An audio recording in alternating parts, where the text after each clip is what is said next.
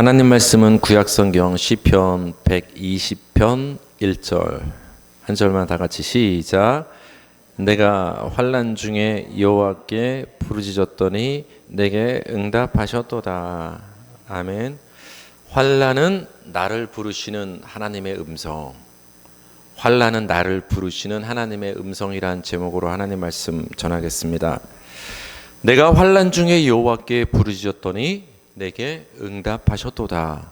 이 말은 우리가 환난 중에 하나님께 간절히 부르짖고 기도하고 아뢰면 하나님이 우리의 기도를 외면치 않으시고 들으시고 반드시 응답하시고 도와주시고 구원해 주신다는 소망의 말씀이 됩니다. 정말로 하나님은 우리 성도의 하나님의 자녀의 부르짖는 소리를 그 작은 신음에도 귀를 기울이시고 응답하시는 하나님이 되십니다. 시편 18편 6절을 보니까 내가 환난 중에서 여호와께 아뢰며 나의 하나님께 부르짖었더니 그가 그의 성전에서 내 소리를 들으시며 그의 앞에서 나의 부르짖음이 그의 귀에 들렸도다. 그러니까 여러분이 하나님께 아뢰고 부르짖는 그 소리는 허투루 소멸되는 소리가 하나도 없는 거예요. 여러분께서 어려움 중에 환난 중에 하나님께 도움을 청하는 그 기도는 하나님께서 반드시 들으시고 하나님 귓가에 입력이 된다라고, 그것이 우리에게 소망이라고 말씀을 해 주십니다. 그런데 역시나 이런 생각이 드는 거죠. 하나님이 선택하신 백성이고 자녀라면 하나님이 능력이 없으신 분도 아니시고 스스로 계시고 전지전능하시고 만물의 창조주가 되시고 지금도 이 우주와 지구와 태양과 모든 것을 운행하는 것을 좌지우지하시는 능력의 하나님이시라면 자녀를 향한 그 환난을 아예 막아주시고 없어야 되는 것 아닌가, 그렇죠? 그래서 세상 사람들도 이렇게 보면 시편 기자를 향해서 이렇게 비난하는 것 아니겠습니까? 너가 지금 고난을 당하고 환난을 당하는 것 보니까 네가 믿는 하나님이 없는가 보다, 이 소리가 굉장히 시편에 많이 나오거든요. 여러분, 그 몇천 년 전 시편, 그 신앙의 선배를 향한 세상의 조롱이 오늘날도 똑같이 있지 않습니까?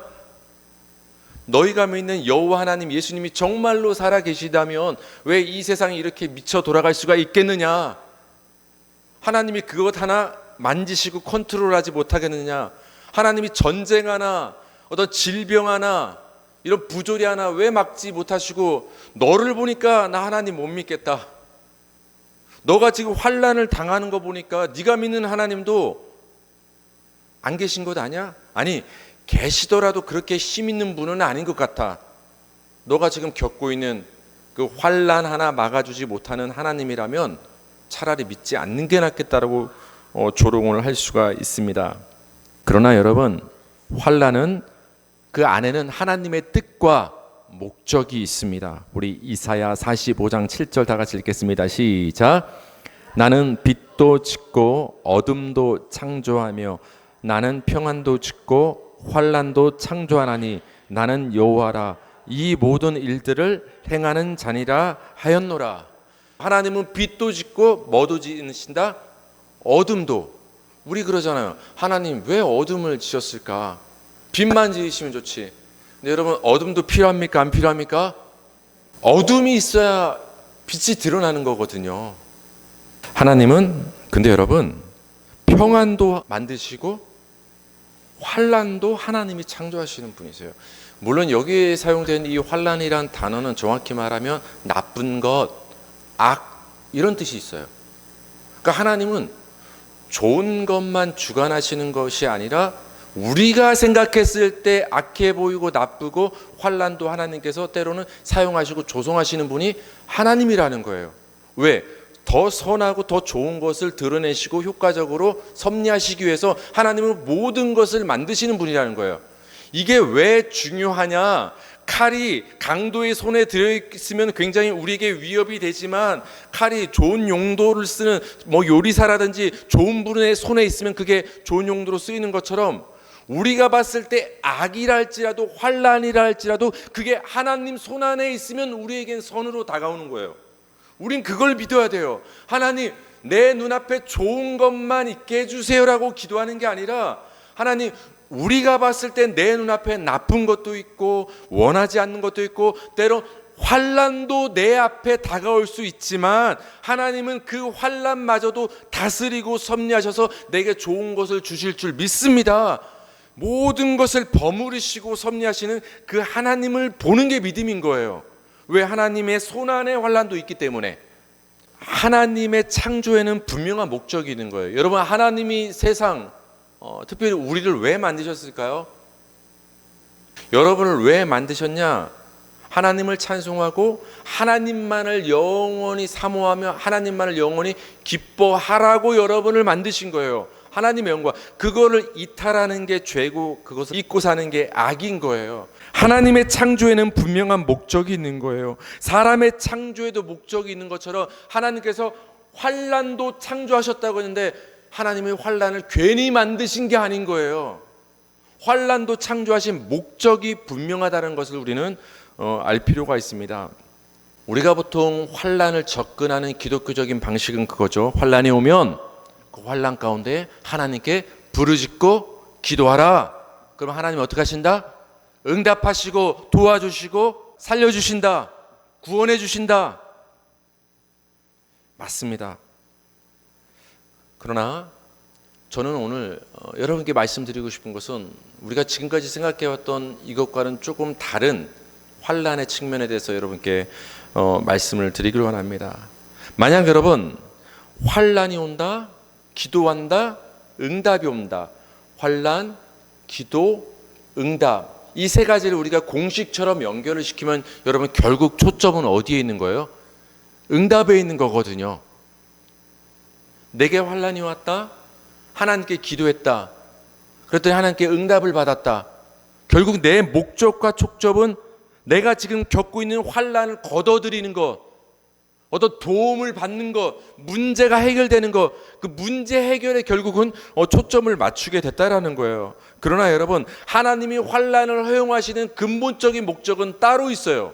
물론 하나님은 여러분의 기도와 부르짖음을 들으시고 여러분을 도우시고 응답해 주시는 우리의 아버지 하나님이 맞지만 그것보다 더 중요한 환난을 창조하시고 때로는 자녀된 여러분에게 환난을 허락하시는 더 중요한 목적이 있다는 거예요. 그걸 잊으면 안 돼요, 여러분. 그거는 까마득히 잊은 채 깨닫지 못한 채 그저 하나님께 응답해달라고 도와달라는 데 초점만 두면 안 된다는 거예요. 더 중요한 게 있거든요.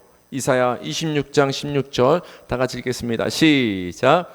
여호와여, 그들이 환난 중에 주를 앙모하여 싸우며 주의 징벌이 그들에게 임할 때 그들이 간절히 주께 기도하였나이다.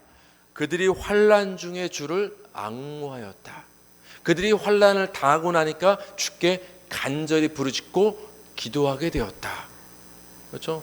좀 다른 말이긴 하지만 앙모하는 것은 부르짖어 기도하는 거랑 같은 거죠. 여러분, 앙모가 뭐예요? 바라보고 사모하고 찾는 것, 구하는 것. 하나님을 앙모합니다. 이 말은 하나님을 찾는 거예요. 그동안은 잊고 살았던 내 관심 밖에 있던 하나님을 이젠 찾기 시작하는 거예요.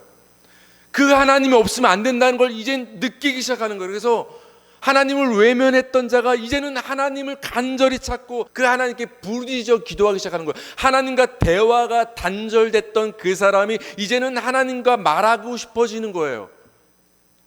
뭐를 당하고 나니까? 환난을 겪고 나니까 앙모하는 일이 벌어지고 주께 가까이 다가가서 기도하는 일이 벌어지는 거예요. 이걸 뒤집어 말하면 환난이 없으면 우리는 근본적으로 하나님을 앙모하지 않고 하나님께 부르짖지 않는 게 우리 인간의 본성이라는 거예요. 본성. 그래서 하나님께서 때로는 여러분께 사랑하니까 환난을 허용하시는 거예요. 신명기 4장 30절 보세요. 시작. 이 모든 일이 네게 임하여 환난을 당하다가 끝날에 네가 네 하나님 여호와께로 돌아와서 그의 말씀을 청종하리니. 그렇죠? 환난 없을 때는 내가 잘나서 내가 하나님 되어서 내 힘으로 다 잘 풀리는 것 같아서 그렇게 살다가 환난을 당해서 고통을 당하고 어려움 당하고 그러다 보니까 이젠 잊고 살았던 하나님이 생각나서 이젠 하나님께 돌아와서 하나님의 말씀을 청종하고 순종하는 것만이 사는 길이다를 깨달아서 이젠 하나님께 돌아와서 하나님께 순종하는 일이 일어나는 거예요. 뭐하고 나니까 환난을 당하다가 끝날에 이런 일이 있게 된다는 거예요. 여러분, 탕자가 그런 거예요. 탕자가.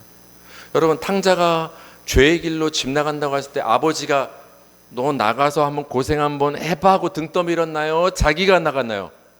자기가 넘어지는 거예요. 근데 아버지는 막지 않고 지켜보실 뿐인 거예요. 그랬더니 탕자가 나가서 어떻게 됩니까? 환난을 당하다가 끝날에 누구께 돌아와요? 아버지께로 돌아오게 되는 거예요. 환난을 겪고 나니까 돌아오는 거예요. 그래서 하나님은 우리에게 사랑하는 자녀지만 그럼에도 불구하고 우리에게 때로는 환난을 허용하시는 목적은 이런 중요한 이유가 있는 거예요, 여러분. 역대하 15장 4절 읽겠습니다. 시작. 그들이 그 환난 때 이스라엘 하나님 여호와께로 돌아가서 찾음에 그가 그들과 만나게 되셨나니. 환난을 만나니까 그때 하나님께 돌아가서 하나님을 만나게 되는 거예요. 그러니까 여러분, 환난은 여러분을 부르시는 하나님의 음성인 거예요. 그래서 정신 바짝 차리시고 환난 당할 때 이거 어떡하지? 이거 문제 해결하는 데 초점도 두는 것도 중요하지만 더 살고 더 중요한 궁극적인 것은 하나님 나를 부르시는구나. 들으셔야 돼요. 환난은 나를 부르시는 하나님의 스피커가 되는 거예요. 내가 환난 중에 여호와께 부르짖었더니 내게 응답하셨도다. 설교 시작할 때 말씀드렸던 이 시편의 이 본문 말씀이죠. 이 말씀처럼 여러분, 환난을 만났을 때, 환난 중에 고통당할 때 하나님께 기도하시기 바랍니다. 하나님 도와주세요. 간절히 기도하시기 바랍니다.